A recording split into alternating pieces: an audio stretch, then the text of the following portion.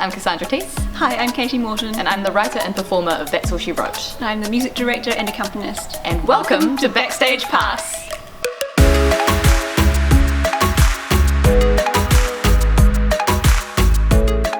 When I decided to put this show together, one thing that I'd noticed is that there are very few women writing in musical theatre on a big international scale, but here at home as well. Part of the idea for this show came from really highlighting women and non-binary artists working in musical theatre. A 2017 West End report showed that male musical theatre writers outnumbered women 9-1. As a cabaret form, there's a lot of different songs from different musicals, different characters and different situations, and you kind of get this beautiful pick and mix thing of getting to do all of them, which as a performer is just an absolute joy.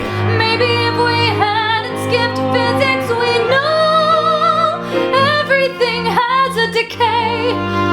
We hadn't learned yet that each romance has a last day. Our four-piece band, we have Rachel Hines on bass and double bass. We have Jevon Wright on drums and Ali Stewart on violin and backing vocals. So we took however the song came, so maybe it was a full orchestra or maybe it was just a guitar accompaniment, adapted it for this particular ensemble. And when I'm alone, I hear the rocks and stones echoing our song.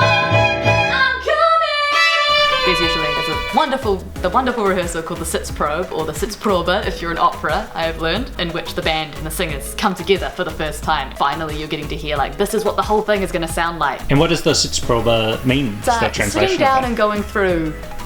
Great! That is probably the most stressful day for an MD because you've really got to be on listening to everyone so closely, knowing what you're listening for, communicating very clearly in the limited time that you have, and so that everyone is on the same page and feels secure in their roles. I love him, I love him, I love him.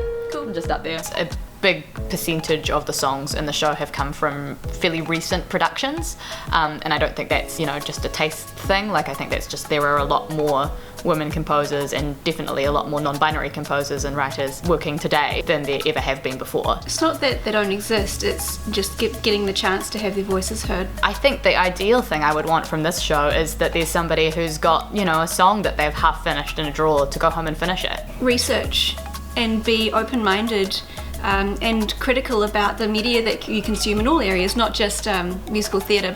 Being conscious about getting different perspectives that are aside from your own is so important. Anybody who's a non-white composer, non-white writer, anybody who's not able-bodied, lots of different experiences that we might not necessarily have gotten to hear from before, and so it's just really, I think, nothing but a net positive for the arts for there to be just a bigger diversity of perspectives and stories that we're getting to hear.